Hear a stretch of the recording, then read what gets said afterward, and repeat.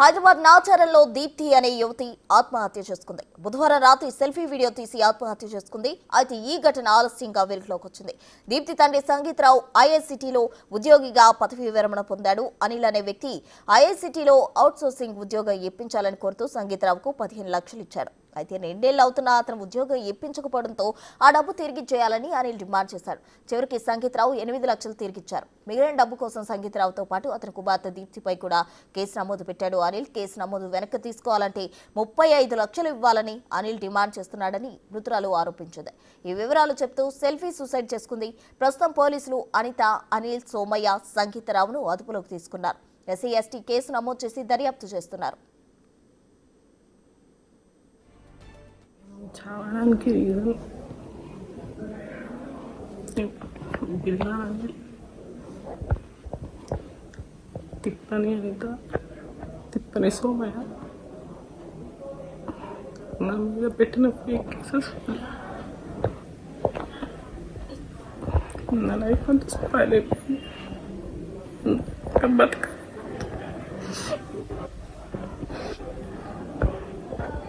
నేను ఫైట్ చేసే అంత స్తోమత నాకు లేదు. మా ఇంటి పైన ఫేక్ కేసు వేసాడు, సివిల్ కేసు. మా అందరిని చంపేయ నా నెపంలోనే ఆయన ఉన్నాడు. కానీ అనిల్, అనిత ఇంకా నన్ను పిహెచ్డి చెయ్యనియద్దు, నా కెరియర్ పాడవాలనే ఈ కేసు చేశారు. వాళ్ళకి ఇవ్వాల్సిన 6 లక్షలకి వాళ్ళు 30 లక్షల దాకా కేసు వేసారు. మేమంతా కట్టుకోలేము. దయచేసి ఇప్పటికైనా మన న్యాయం జరిగేలా చూడండి. నాకు ఒక జాబ్ అప్లై చేయడానికి నా పెళ్ళి పోయారు చేసిన లైఫ్ని ఖరాబ్ చేస్తాను. నన్ను పిహెచ్డి చేయడానికి కూడా చేస్తున్నారు. వాళ్ళకు మాత్రం శిక్ష పడేది కాదు. ఎట్టి పరిస్థితుల్లో వాళ్ళు మాత్రం వాళ్ళు చేసిన తప్పుగా వాళ్ళు శిక్ష పడాలి. వాళ్ళ దగ్గర సంగీతం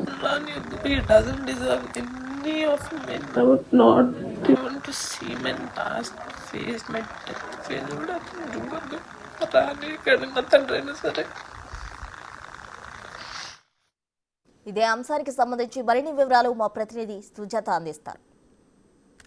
నాచారం పోలీస్ స్టేషన్ పరిధిలో బుధవారం రాత్రి 10 గంటల సమయంలో దీప్తి సూసైడ్ చేసుకున్నటువంటి ఘటన చోటు చేసుకుంది. ఐఐసిటీలో పనిచేస్తున్నటువంటి దీప్తి గత కొన్ని రోజుల నుంచి వాళ్ళ నాన్నకి దూరంగా ఉన్నట్లు తెలుస్తుంది. అయితే కానిస్టేబుల్గా పనిచేస్తున్నటువంటి అనిల్ భార్యకి ఉద్యోగం ఇప్పిస్తాను అని చెప్పేసి అటు దీప్తికి సంబంధించినటువంటి తండ్రి 15 లక్షల రూపాయల వరకు తీసుకొని ఉద్యోగం ఇప్పించకపోవడంతో అనిల్ దీప్తి మీద, అదేవిధంగా దీప్తికి సంబంధించినటువంటి తండ్రి మీద ఫిర్యాదు చేయడంతో అవమానం తట్టుకోలేకనే సూసైడ్ చేసుకున్నారు. ప్రస్తుతం వాళ్ళ ఇంటి వద్ద ఉన్నాము. వాళ్ళ కుటుంబ సభ్యులంతా కూడా ఎవరు మాట్లాడడానికి ముందుకు రావడం లేదు. ఎందుకంటే దీప్తిని కోల్పోయాము, ఖచ్చితంగా కూడా న్యాయం చేయాలి అని చెప్పేసి వాళ్ళ కుటుంబ సభ్యులు కోరుకుంటున్నారు.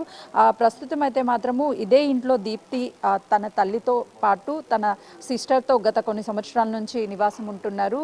తండ్రి అయినటువంటి సంగీతరావు కూడా ఇక్కడ ఉండడం లేదని తెలుస్తుంది. దాదాపు కొన్ని సంవత్సరాల క్రితమే వాళ్ళ కుటుంబ సభ్యులంతా కూడా చిన్న మనస్పర్ధలు రావడం వల్ల దూరంగా ఉంటున్నారు. అయితే దీప్తి తండ్రికి సంబంధించి సంగీతరావు ఎవరైతే ఉన్నారో తాను తీసుకున్నటువంటి డబ్బులకి తనకి సంబంధం లేదు అని చెప్పినప్పటికీ కూడా అనిల్ అనే వ్యక్తి కానిస్టేబుల్గా పనిచేస్తున్నారు, తన భార్యకి ఉద్యోగం ఇప్పిస్తాను అని చెప్పేసి డబ్బులు తీసుకున్నారు, నా ప్రమేయం ఏమీ లేదు అందులో అని చెప్పేసి తను పలుసార్లు చెప్పినప్పటికీ కూడా అనిల్ అనే కానిస్టేబుల్గా పనిచేస్తున్న వ్యక్తి కూడా ఇదే ఎదురుగా ఉన్నటువంటి అపార్ట్మెంట్లోనే నివాసం ఉంటున్నట్లుగా కూడా తెలుస్తుంది. అయితే వాళ్ళిద్దరికీ ఎదురెదురుగా ఇండ్లు ఉండడంతో ప్రతిసారి కూడా నా డబ్బులు ఇవ్వాలి, మీ నాన్న తీసుకున్నటువంటి డబ్బులు ఇవ్వాలి అని చెప్పేసి తనని కోరడము, వేధింపులకి గురి చేయడంతోనే మనస్తాపానికి గురి అయినటువంటి దీప్తి గత 2 రోజుల క్రితమే దీప్తికి సంబంధించి దీప్తి మీద, అదేవిధంగా వాళ్ళ నాన్న అయినటువంటి సంగీతరావు మీద కూడా నాచారం పోలీస్ స్టేషన్లో చీటింగ్ కేసు నమోదు చేశారు. అయితే ఎడ్యుకేషన్ పరంగా కూడా ముందుకు వెళ్ళాలి అనుకుంటున్నటువంటి నన్ను అవమానపరిచే విధంగా చీటింగ్ కేసు నమోదు చేశారు అని చెప్పేసి తను ఒక సెల్ఫీ వీడియోని తీసుకుంటూ అనిల్ ఎవరైతే ఎవరైతే కానిస్టేబుల్ ఉన్నారో తనతో పాటు తన భార్య అయినటువంటి అనితకి సంబంధించినటువంటి తండ్రి వీళ్ళు ముగ్గురు మీద కూడా ఖచ్చితంగా చర్యలు తీసుకోవాలి అని చెప్పి చనిపోతున్నటువంటి సమయంలో కూడా సూసైడ్ నోట్తో పాటు సెల్ఫీ వీడియోని రికార్డ్ చేసుకుంది. ప్రస్తుతం డీసీసీకి సంబంధించినటువంటి స్టేట్ ప్రెసిడెంట్ ఉన్నారు. సార్ చెప్పండి సార్, అంటే అసలు ఈ కేసుని ఏ విధంగా చూడవచ్చు? ఆ అమ్మాయి చివరి క్షణాన్ని కూడా సెల్ఫీ వీడియో తీసుకుంటూ తన ఫ్యూచర్ అంతా కూడా స్పాయిల్ అయిపోయింది, అంతా నా పరువు తీసేశారు అని చెప్పేసి ఆవేదన వ్యక్తం చేస్తూ చేసినటువంటి ఆ వీడియోని ఏ విధంగా చూడవచ్చు?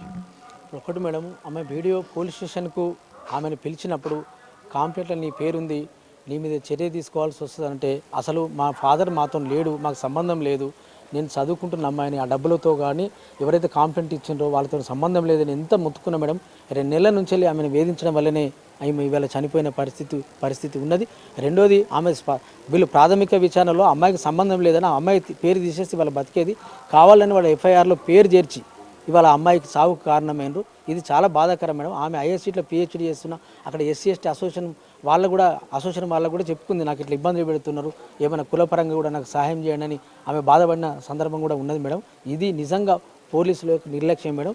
ఎవరైతే అనిల్ కాంప్లైంట్ ఇచ్చారో మేడం, వాళ్ళు అనిత భర్త అనిల్ పోలీస్ డిపార్ట్మెంట్లో డీజీపీ ఆఫీస్లో ఫోన్ చేశాడు కాబట్టి ఆ ఇన్ఫ్లుయెన్స్ తోటి పోలీసులు అసలు మేము ఎవరైనా మామూలు పోతేనే మేము సివిల్ తగాదాలు చేయము, ఇవి మేము పట్టించుకోమని చెప్తారు.